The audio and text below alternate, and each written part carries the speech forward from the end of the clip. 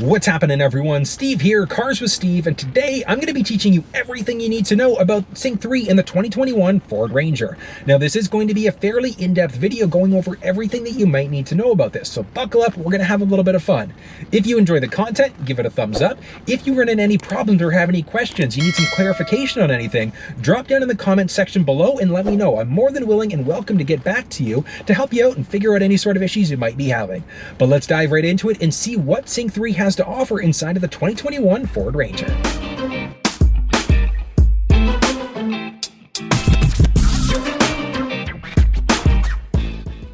Now, this is the Sync3 screen. So this is the screen that we're going to be met with when the vehicle's first turned on. If for whatever reason you're not on this screen, let's say you're on the phone or the apps screen, whatever the case may be, you're just going to press this home icon along the top in order to bring you back to this main screen. Now, one thing to point out, this one does not have the added technology package, which would give us voice-activated navigation. So because of that, as you can see, we don't have the navigation icon on the bottom tray. But one of the nice things about Sync3's system is that it does give you Android Auto and Apple CarPlay support. So if your vehicle does not have the navigation, don't worry about it. You do have the option to run off of your phone instead, and you can use it directly through this middle screen. We'll get to that one in just a second. But as you can see there, we've got a basic compass. We've got the ability to add a phone there, or we can add a phone along the bottom. Well, let's start off on the bottom left-hand side, and that's going to be our basic audio settings. So sources, we can change between AM, FM, SiriusXM, or Bluetooth. If our phone was connected, our phone would show up there, as well as any sort of radio apps that we might have installed. So let's say if my phone was connected, I had LiveXLive or Spotify installed, it would show up there. In order to change sources, we can easily just select as necessary. And then from there, we can tune a few different ways. We can tune using this. There's a tuning button a little bit lower, or we can use the voice-activated prompts in order to be able to change the station that way. But let's say if we were to tune to a station, let's go 94.9, a local rock station. So we're now connected there, and we can change the volume for a second. So decent audio system inside of this thing, but we've changed to a station. So now if we want to save it as a preset, all we're going to do is press and hold any of these there. And as you can see, the preset is now saved. And we can do a mix of AM, FM, SiriusXM, etc. all along the bottom there. As we start to move into our climate settings. So climate settings, very straightforward. From there, we've got the ability to do auto and let the vehicle determine what the cabin temperature should be. We've got a basic menu button, which is going to give us max air conditioning, as well as our max windshield defroster. We can turn the system on or off, and the vehicle does have dual zone climate control. So if we've got the dual zone climate control set where, let's say, I don't know, somebody likes it a little bit colder than the other person, dual is going to show up. If we want to bring it back to whatever the driver's setting is, we just tap dual again, and it'll reset it to whatever the driver's setting is. From there, we can figure out if it's going to our windshield face or our feet, and we've also got the fan speed control. From there, the air circulation button. So with this one turned off, what's going to happen is the air is going to pull from outside and the vehicle is going to bring it in. With the air circulation button turned on, it's just going to recycle air that's inside of the cabin. We can turn it off from there. We've got our rear window defroster as well as our air conditioning. Now, adding a phone is very straightforward. All we're going to do is select phone and hit add phone. Search for your vehicle on your device and select it once it is found. And we're literally just going to follow the instructions. So we're just going to hop into your phone and we're going to go to Bluetooth, and there we go. Give it a second there. And as you can see, Ford Ranger has shown up. So we're just going to select Ford Ranger. Confirm that the pin displayed on Sync matches the pin displayed on your device. We're literally just going to follow directions. So 720787, these pins match. So we're going to hit yes and pair. For your safety, please stay alert to changing road conditions and use Sync's voice-activated features while your vehicle is in motion. Boom, just about connected. So looking there, it's now asking, do I want to allow my contacts and favorites to sync? Yeah, I'm connecting my phone for a reason. So let's hit allow there. And the last one, so two more things. We've got 911 assist, which I always recommend turning that one on. And the big reason why is because if you're in an accident with your phone connected to the vehicle senses the accident, it's automatically going to dial 911 for us and talk to the operator. From there, we've got the automatic contact download, which means that when our phone's connected, it's automatically going to download our contacts. Yeah, we want to do that. And now I'm fully connected. We've got my call list, my contacts, my phone, change of phone. We've got a ton of different options there. And looking at for a second, if we hit apps, LiveXLive. So if we had different apps like Spotify, Pandora, etc., some of them absolutely will work through this middle screen. You don't have to be connected through USB. It's just done over Bluetooth. Whatever apps are available will show up there. Some of them you might have to connect through USB. So having said that, let's jump jump into it and figure out how to set Android Auto and Apple CarPlay up. Let's start off with Apple CarPlay. So first thing, you're going to want to take the USB cable and plug it into any of the available USB ports.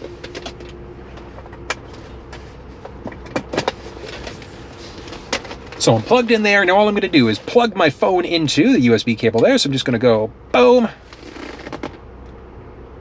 Okay, Apple CarPlay lets me use your phone. So yes, we want to be able to do that. So I have to hit continue. And then we do have to agree to this in order to use Apple CarPlay. So we're going to hit agree and wait. Look at this. Look at this. Apple CarPlay preferences. I'm just about there. Looking at my phone now. So it's now saying, oh, plug is loose. There we go. Let's plug her back in. There we go. All right, CarPlay, unlock in order to work. So I'm just going to use my fingerprint ID there in order to unlock. There we go. All right, now 1 second, something else came up. Do I want to allow CarPlay with sync? Yes, while the phone is locked, we absolutely want to do that. So just make sure you hit allow there. And look, we're now fully connected. We've got my phone, we've got my messages, and a lot of other things. So we can use Apple Maps, we can use Google Maps, we can use Waze directly through this middle screen. So if your vehicle is not equipped with factory navigation, don't worry about it, because you've got the capabilities to hook up through USB, and you can run off of whatever map app you'd like to directly through this middle screen. You can use things like LiveX Live there as well, and there are a number of other things. Now, one nice thing as well is that when we jump into our settings, we can also go to CarPlay there, and then we can look at the device, and it gives us the ability to customize. So let's say if you listen to your podcast most, we can simply drag that along the top, and look at that. Podcast now choice number 1. You can delete certain things, so if you never listen to podcasts, it's now gone, and it's at the very bottom under more apps. So if for whatever reason an app that you typically use doesn't show up, don't worry about it. Just go to your settings, go to CarPlay, select the vehicle, and then you can rearrange and adjust these as necessary. If for whatever reason you want to make sure that you're charging up, but you're not using CarPlay, all we have to do is go to this forward button, hit sync. That's going to bring us back to that sync screen instead. So now we can look at basic Apple CarPlay. We can jump back into CarPlay, I should say, or we can go to settings, jump into Apple CarPlay settings. Now we can turn Apple CarPlay off. So if we do that, look at this. We're now going based off of just my phone. My phone is still being charged while I'm actually connected. We can now remove my phone completely from the vehicle. And as you can see there, boom. So I've still got my phone connected, so over Bluetooth, but Apple CarPlay is no longer turned on. And then we can easily turn that back on as necessary, or we can jump into settings, and then from there phone, and my phone is listed so we can view active devices, manage contacts, set ringtones, etc. But if we go view devices, we can look at my connected iPhone. We can either disconnect it or we can completely remove it. And just a second there we go. We jump back into phone and my phone is no longer connected. So it's really that simple. Next up, setting up an Android device is virtually the exact same process. So we can connect it via Bluetooth, but to set up Android Auto, we're just going to take a USB cable, we're going to plug it into our phone there and watch what happens. Welcome to Android Auto, this simple. So I just need to make sure that my phone's unlocked there, and we're just going to unlock to continue. Now, Android Auto extends the Android platform. We want to continue, we want to make sure we do that. Privacy terms and conditions, same thing, we need to agree to that. And let's look at my phone now. So next up, on the phone, it's saying that Android Auto would like to turn on Bluetooth to pair with my vehicle and allow access to my car. So we're going to hit next to allow that, and we're just going to give it a second there. Now, one thing I actually noticed about Android Auto compared to Apple CarPlay, when you do Apple CarPlay, it'll simply show up. If you ever run into the position where it's kind of caught in this loop, don't worry about it. Literally, all you're going to do is just press the back button there if it doesn't show up automatically and do that, and it'll just take you to this screen instead. Perfect. So look at that. I am now fully connected. My phone is now asking me, do I want to allow access to the messages? So yes, we want to make sure we allow that. Now we're fully connected there, so I can use Google Maps. If I had Waze installed, I'd be able to use that as well directly through this middle screen. I've got my phone settings and basic podcasts there as well. Now from there, I've got the ability to hot press this in order to jump into my maps. I can look at my notifications. I can use my Google Assistant as well. And same thing what we just finished seeing inside of Apple CarPlay. If I want to jump back to the main screen, hit that forward button, and it brings us back to our default, where we've now got a hotkey in order to bring up Google Maps or Waze. We can jump into some basic Android Auto settings, and we can look at our Android Auto preferences, which means we can turn Android Auto off if we want to. So we're connected, we're charging the phone, but Android Auto is no longer engaged. And from there, we can completely remove the phone from Android Auto, and then we still have to jump into the phone in order to remove it from the vehicle. So same thing, if you're not on this screen, all we have to do is go to our basic settings, into our phone, we can view devices, click on the device, either disconnect or completely remove. Let's remove. Boom, go into phone again for a sec, and none of my phones are now connected. From there, we can move into some other settings. So looking at our basic apps, so if any apps were available there because our phone was connected, they would show up there. Into our basic settings, so a little bit of options there. Let's start off looking at our sound settings. So we've got the ability to adjust our treble, mid-range, bass, number of other things, speed, compensated volume, which means the volume's automatically going to go up or down, just depending on how fast we're going. And then occupancy mode, are all the seats occupied or just the front seats? From there, we've got clock settings. So the clock settings are interesting. We can either go to settings and then clock, or we can just press the top there and we can jump right into our clock instead.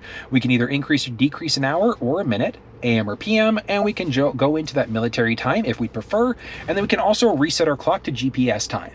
So if we're going to the East Coast, West Coast, etc., we just press that in order to reset it to wherever we're currently located. Bluetooth, we can turn Bluetooth off or we can add a device. When we go to phone, that's going to be the ability to add a phone in, or we can just press the phone button along the bottom in the tray. From there, we've also got our radio. So radio text and then our auto set. So radio text is going to be this information that shows up along the top. If we were tuned to the right station that is currently playing a song, it would show up there. So basic radio text. We can also change between our sources. So when we change to Sirius, watch what happens. SiriusXM now.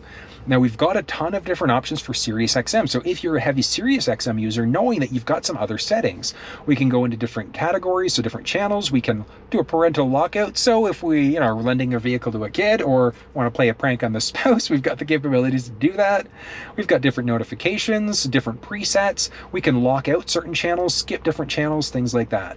So really, really neat. And then in order to bring it back to our regular source, all we have to do is just go AM, FM, etc. And then we've got our basic settings again. From there, we've got some mobile apps. Some of them will work over USB, others are Bluetooth, so we can just press and toggle those on or off as necessary. Basic vehicle settings, we've got quite a few options there. So language, we can change between English, Spanish, or French. Celsius or Fahrenheit. We can go measurement units for either kilometers or miles. The beeping that we're getting. So that there, if that drives you nuts, you can turn it off. And then auto system updates, I always recommend make sure you turn the automatic system updates on. And when you do that, also make sure that you've also got Wi-Fi turned on at home, because what will happen is the vehicle will automatically update the vehicle's firmware for you. So if there are new software, things like that releases, it'll automatically update that. If for whatever reason the vehicle's giving you any sort of issues, we do have the ability to do a master reset, which will set the vehicle back to a factory default. From there, we've got 911 assist. So as I mentioned, we want to make sure that we have this one turned on, but make sure that your phone's connected to the vehicle as well, because if you're in a collision, the vehicle is automatically going to dial 911 for us. From there, we've got, again, automatic updates, so we can turn automatic updates on or off. I do recommend, actually, let's do that. Make sure it's turned on. Yes. Oh, I'm not connected to Wi-Fi. So again, make sure you're connected to Wi-Fi at home in order for that to happen. And then we can manually scan for updates if we need to. Wi-Fi, so we can connect to available Wi-Fi networks at home, or we can use our phone's wireless hotspot. Ford Pass Connect, so the vehicle itself is equipped with an onboard modem, and we've got the ability to use it as a hotspot for up to 10 devices. Very straightforward. Just go to a cellular provider in Canada that's Bell Mobility in order to be able to get a data-only plan to use your vehicle as a hotspot. From there, we've got a number of other options, so basic vehicle settings. Let's look at some of those. So rear occupant alert is actually a really neat one. Watch what happens when I turn the car off. Boom.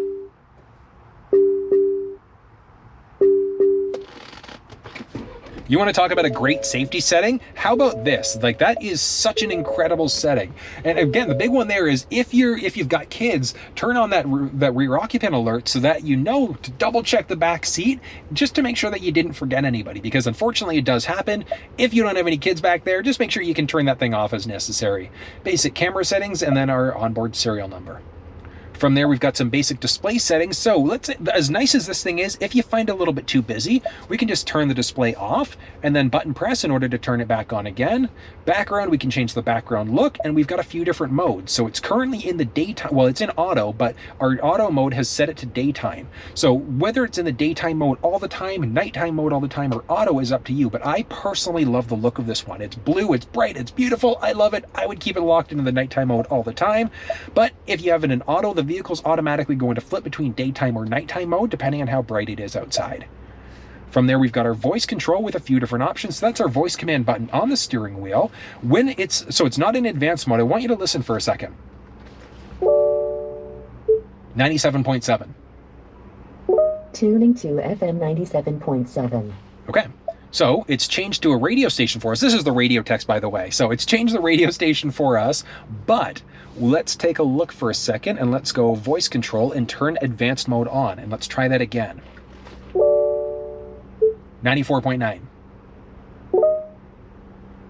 Okay.